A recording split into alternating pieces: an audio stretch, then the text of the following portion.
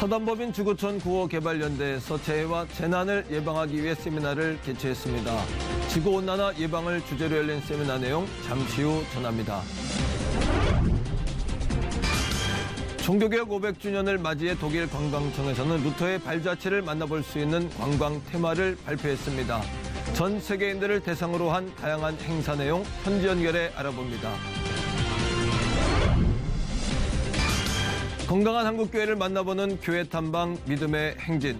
오늘은 말씀을 통해 다음 세대를 키워가는 동부광성교회를 만나봅니다.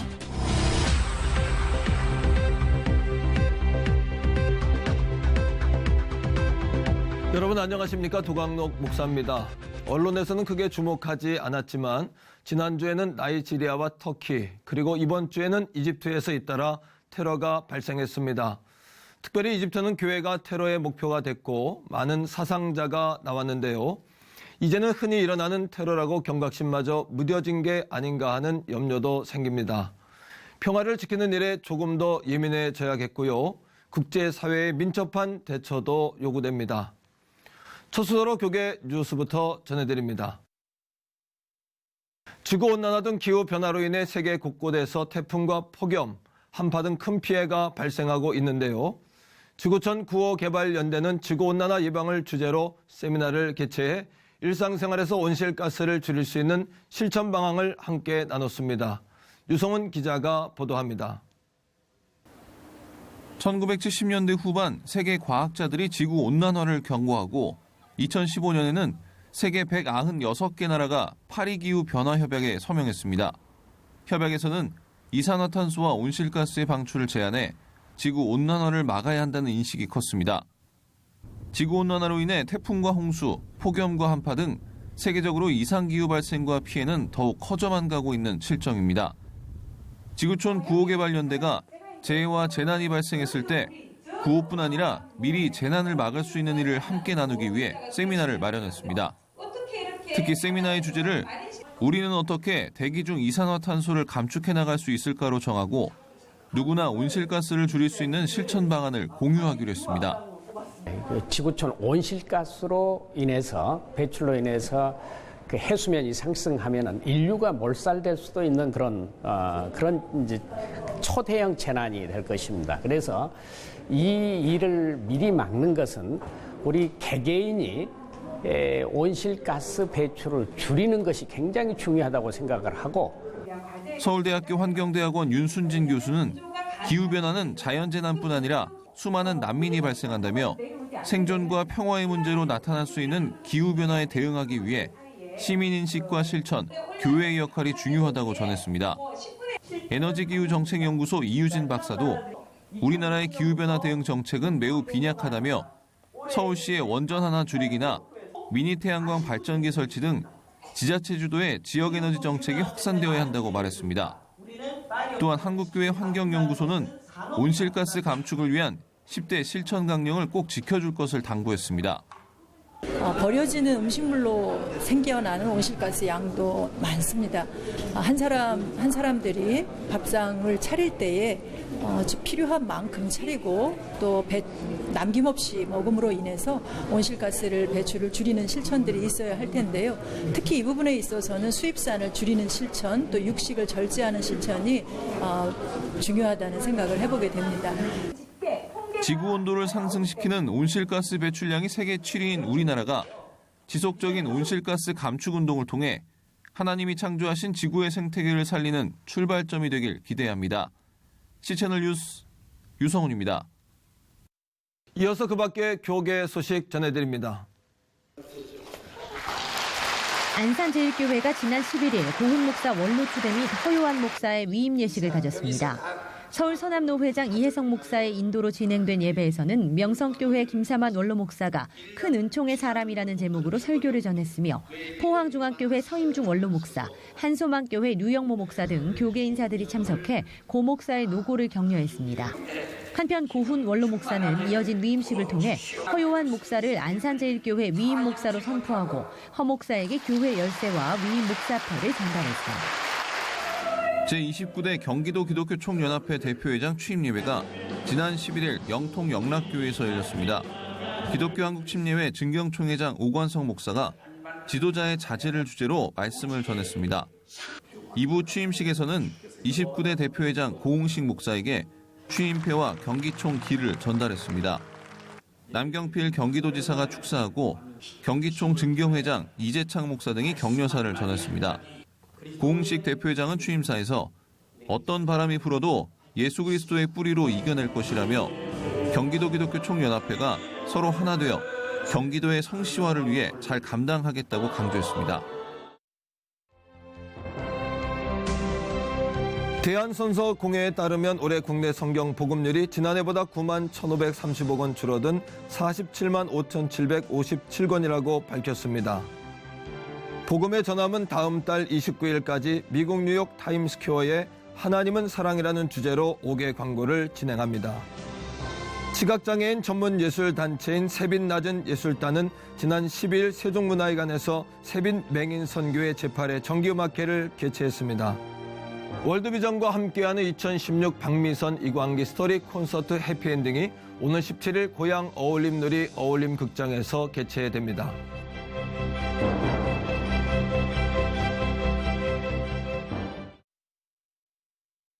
다음 소식입니다. 지난주 독일 관광청에서는 2017년 종교개혁 500주년 기념 테마를 발표했는데요.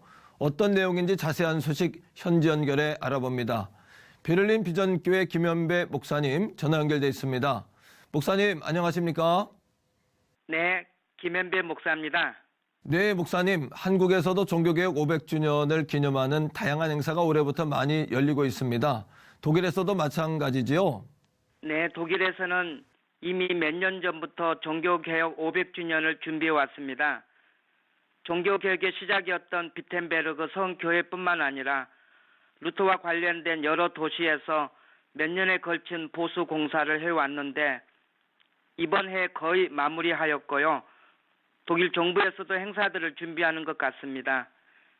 지난주 독일 관광청에서 종교개혁 500주년 기자 간담회를 열고 루터의 발자취와 종교개혁의 흔적들을 찾아 나설 수 있는 루트 8개를 소개하였습니다. 네, 비단 기독교인들만이 아니더라도 유익한 내용이 될 것 같은데요.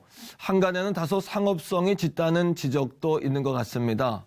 그럼에도 불구하고 그 의미가 클 것 같은데 어떻습니까? 네, 아무래도 독일 관광청 자료라 독일 홍보의 목적이 있는 듯하고요. 하지만 제가 생각하기에 많은 크리스찬들이 독일에 와서 직접 루터와 종교개혁의 발자취를 한번 되새기는 것이 매우 의미가 있고 영적 유익이 있다고 생각합니다. 이미 많은 목회자들과 성도들이 내년에 독일 방문을 계획하고 있는 것으로 제가 알고 있습니다. 물론 현지에서는 너무 상업적으로 흘러가는 것 아니냐는 우려도 있지만 이것은 어떤 마음과 생각으로 준비하느냐에 따라 각자가 얻어가는 것은 다 다를 것 같습니다. 제가 말씀드리고 싶은 것은 잘 준비해서 온다면 어두웠던 중세의 복음을 깨닫고 그 복음을 위해 목숨을 던진 종교개혁자들의 신앙과 믿음, 열정, 말씀에 대한 확신 등을 배우고 도전하는 시간이 될 것 같습니다. 네, 이번에 소개된 8개 코스 중에 특별히 눈여겨볼 만한 곳은 어딘지 소개해 주시면 좋겠고요. 많은 사람들이 종교개혁지를 방문하고 나름대로의 영감과 교훈을 얻는 기회가 된다면 더 바랄 것이 없을 것 같은데요. 네, 그렇습니다. 최근 독일 관광청에서 발표한 8개 루트들을 살펴보았는데 다 유익한 코스들 같고요. 특별히 눈에 띄는 것은 첫 번째 루트입니다. 여기에 의미가 깊은 2개의 도시가 있는데 아이슬레벤과 비텐베르크입니다. 아이슬레벤은 루터의 생가와 사가가 있으며 루터가 세례받았던 성 베드로 바울 교회와 임종 전 마지막으로 설교했던 성 안드레아스 교회가 있습니다.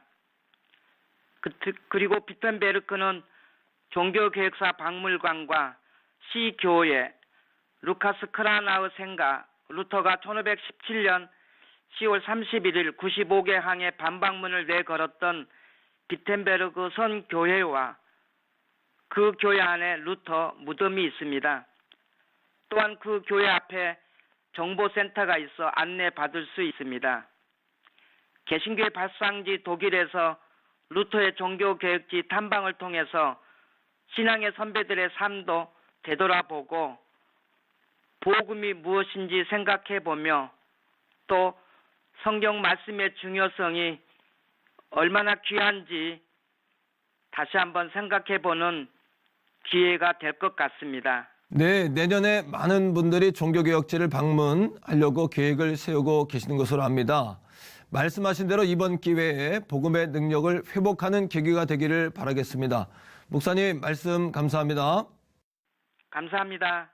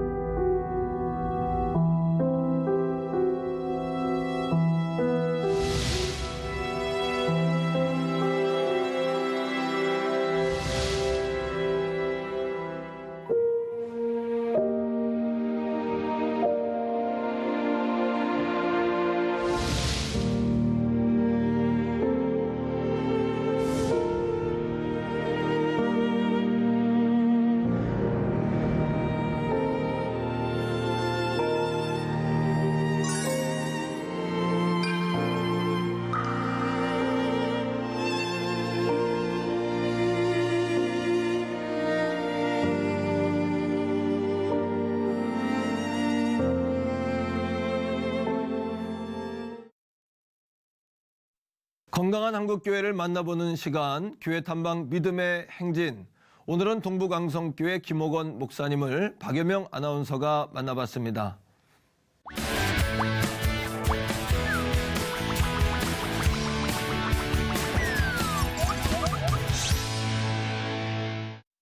네, 목사님 안녕하세요. 안녕하세요. 네, 바쁘실 텐데 이렇게 나와주셔서 감사합니다. 예, 고맙습니다. 네, 목사님께서는 현재 남양주에서 동부광성교회 섬기고 계시다고 들었는데요. 네. 이 교회만의 좀 특별한 점이 있다고 들었어요. 교회 학교가 굉장히 크다고요. 좀 교회 소개를 좀 부탁드립니다.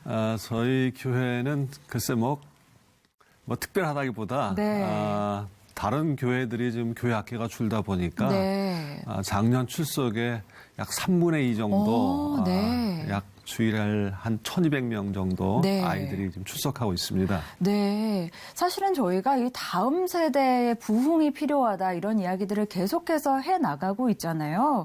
어떻게 보면 어떻게 이렇게까지 성장할 수 있었는지 많은 분들이 좀 궁금해 하실 것 같은데요. 어떠신가요? 다음 세대는 모든 교회들이 다 요즘 고민하고 있죠. 네. 사실 사도행전에 나오는 교회, 그 아름다운 교회들이 오늘날 자치가 없어졌는데 네.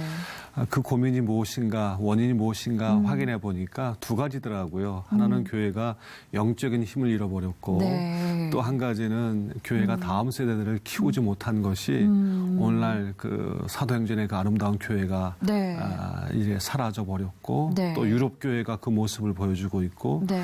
그것이 오늘 우리의 현실이기도 지금 다가온 현실이기도 한 것을 봅니다. 네. 그 목사님만의 이 다음 세대를 위한 특별한 목회 철학도 좀 있을 것으로 생각이 됩니다. 어떻게 조금 목회를 하고 계신지 궁금해요. 그냥 뭐 특별하다기보다 아이들이 주일날 부모 따라서 손잡고 그냥 네. 돈도장 찍으러 교회 오는 정도가 아니라 네. 이 아이들 하나하나가 실제로 하나님 앞에서 정말 하나님의 사람으로 세워지는 것 네. 그것을 목표로 하고 있습니다. 네. 그러면 구체적으로 조금 이제 질문을 드려볼게요. 목사님 교회에서는 이 아이들을 위한 프로그램 어떻게 진행하고 계신가요? 주일날 단순하게 예배 한번 드리는 것으로 끝나지 않고 네. 주말 제자 학교가 있습니다. 네. 저희가 그것을 미취학부터 고등학교까지 지금 실시하고 있는데요. 네. 미취학부에는 이제 마맴미라고 네. 영아부 대상으로 하고 있고요. 네. 그다음에 이제 유아부, 유치부 대상으로 키투1, 키투2, 그다음에 이제 취학부 대상으로 뭐 미투, 오투, 런투 해가지고 네. 각 부서마다 네. 주말 제자 학교가 있습니다. 약 한 학기에 약 10주에서 12주 정도 네. 그렇게 훈련을 하고 있는데 네. 이 아이들이 그곳에서 믿음이 세워지니까 네. 자연적으로 교회 리더십으로 주일까지 이어져서 네. 예배 분위기를 좌우하고 있는 것을 봅니다. 그렇군요. 그러니까 저희는 사실 단순하게 주일학교만 생각하는데 주말 제자 학교를 운영을 하고 계신 거네요. 예, 저희가 네. 이제 두 가지를 운영하는데요. 하나는 주말 제자 학교고 네. 또 한 가지는 사사 선교 학교라고 해가지고 사사 선교 학교요. 예, 네. 그건 뭐냐면 아이들이 학교 끝나고 교회 와서 방과후 학교를 교회에서 시작하고 있고요. 네. 이 방과 학교에서 아이들이 너무 변하는 모습 때문에 네. 부모들이 교회에서 대안학교를 해달라. 네. 아우성을 쳐서 올해부터는 전일학교, 대안학교 과정 그것을 이제 시작했습니다. 네. 그러다 보니까 아이들이 일주일에 한 번 나오는 아이들하고 네. 일주일에 두 번 나오는 하고 그렇죠. 매일 나오는 아이는 다를 수밖에 차이가 없죠. 날 수밖에 없죠. 예, 네. 이렇습니다. 그렇다면 이렇게 어떤 주일학교 프로그램을 넘어서서 네. 이렇게 뭐 주말 제자학교 또 아까 말씀하신 사사 선교학교 이런 프로그램들을 구체적으로 운영하게 되신 좀 계기가 있으실까요? 그것은 저희가 교회 개척하면서 네. 우리 교우들과 같은 고민을 했습니다. 무슨 고민이냐면 네. 우리 지역이 이제 학교 문제 때문에 네. 사람들이 이동이 너무 잦았어요. 그래서 이 문제를 우리가 책임지자. 네. 그래서 우리가 무슨 생각을 했냐면 네. 청소년에게 꿈을 또 지역사회 문화 이 부분을 우리가 반드시 책임져야 된다 해가지고 저희가 이것을 우리가 어떻게 구체적으로 실현할 것인가 네. 고민하다가 비전센터를 세우기 시작했습니다. 네. 그래서 비전센터를 지을 때부터 아예 우리는 교회 부흥, 작년 부흥이 아니라 다음 세대, 그리고 지역을 섬기는 것, 네. 이 두 가지 모토를 네. 아예 그냥 설계 때부터 네. 그려놓았고요. 또 건축을 그렇게 했고 네.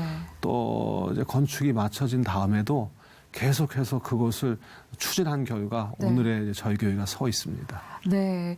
어떻게 보면 또 지역에서 감당해야 할 그런 아이들의 교육 문제까지도 좀 포괄해서 넓은 의미에서 아이들을 좀 양육하고 계신 것 같은데요. 그런 부분에서 어떤 지역 사회와의 협력 이런 부분도 중요할 것 같아요. 저희가 그 지역에 지금은 이제 지역 주민자치센터에서 네. 문화교실 같은 걸 많이 하고 있지만 네. 저희가 처음 시작할 때는 전혀 문화 자체가 없었습니다. 네. 그래서 이 아이들 교육 또 지역을 섬기는 거 그래서 문화센터를 저희가 우리 지역에서 처음 했어요.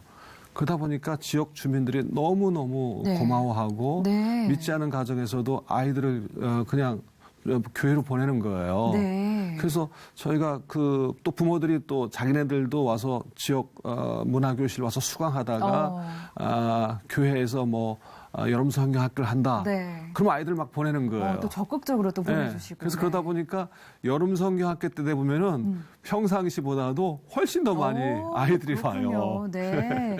참 그것 또한 놀라운 현상이네요. 사실 요즘에는 여름 성경 학교 한다고 해도 잘 안 오는 경우가 많잖아요. 네, 참 놀랍습니다. 그래서 그러면 우리 학생들 반응은 좀 어떤가요? 아이들이고 어른들이고 네. 굉장한 교회에 대한 자긍심이 있고 네. 그리고 이 아이들이 학교에도 리더십으로 이제 쓰는 거예요. 네. 그러니까 하다못해 선생님들이 너 어디 학원 다니냐? 그래서 학원 안 다닌다고. 네. 나는 동부강석교회 다닌다. 동부강석교회 사사선교학교 다닌다. 사사선교학교가 뭔데? 네. 우리 아이도 보낼 수 있어? 이렇게 관심을 갖고 그렇죠. 그렇게 아이들이 이렇게 찾아오는 것을 봅니다. 네, 참 아이들의 어떤 자부심이 되고 있는 게 교회다. 참 네. 기분 좋은 말인 것 같은데요.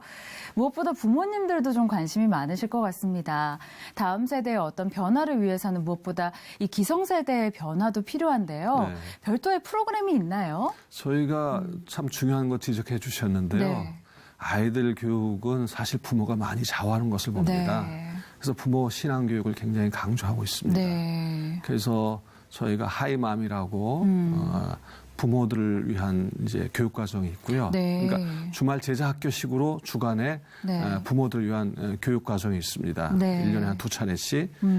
그리고 또 뭐 사사 선교 학교에서 또 부모 교실 한다든지 뭐 네. 아버지 학교, 아버지 교실 한다든지. 네. 그래서 부모들이 적극 참여하도록. 그래서 아이들 신앙을 그냥 교회에 단순하게 맡기는 곳이 아니라 네. 부모들이 자기 자녀 이렇게 책임지도록 저희가 자꾸 그런 식으로 유도를 하고 있습니다. 네, 목사님이 사실은 이 다음 세대에 대한 이런 문제는 우리 한국교회 전체가 또 해결해 나가야 할 그런 과제이기도 한데요. 이런 문제에 대해서 함께 관심 갖고 계신 우리 교회 앞에 조언 한 말씀 해주시죠. 예, 다음 세대는 네. 우리 모든 목회자, 모든 교회가 현재 안고 있는 고민입니다. 네. 사실은 또 우리의 미래고요. 네. 우리의 지금 모판이 없는데 미래 우리 기대할 수 없습니다. 네. 그래서 이것은 어느 뭐 특별한 교회가 아니라 모든 교회들이 정말 여기에 교회적인 관심, 목회자만이 아니라 네. 정말 당의 또 모든 어른들이 여기에 대한 관심을 갖고 그리고 집중적으로 투자하고 네. 좀 기다려주고 예, 그리고 세우는 일에 네. 정말 전력을 했으면 합니다. 네. 예, 이것이 정말 우리의 미래입니다. 네.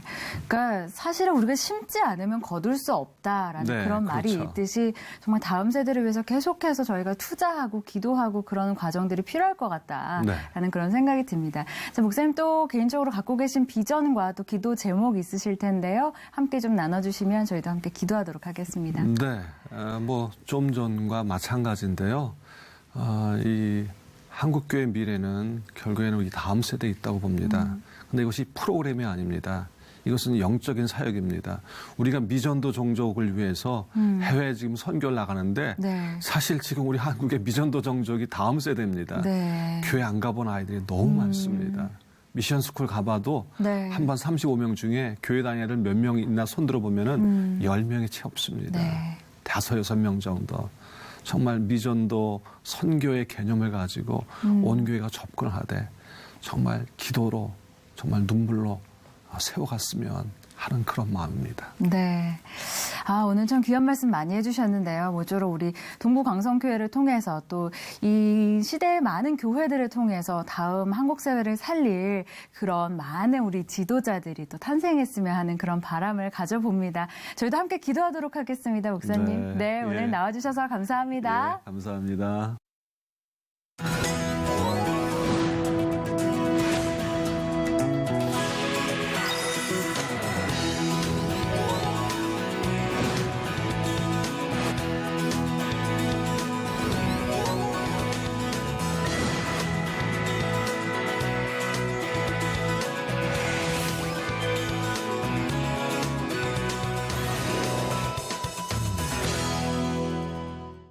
이번 주는 올겨울 들어 가장 추운 기온이 될 거라고 하는데요. 폭설이 예보된 곳도 있습니다. 안전관리에 만전을 기해야겠습니다. 시채널 매거진 굿데이는 시청자 여러분과 함께하는 방송입니다. 좋은 의견 있으시면 아래 전화번호와 이메일로 연락 주시고요. 인터넷을 통해서도 방송을 다시 보실 수 있습니다. 오늘 순서는 여기까지입니다. 시청해주신 여러분 고맙습니다.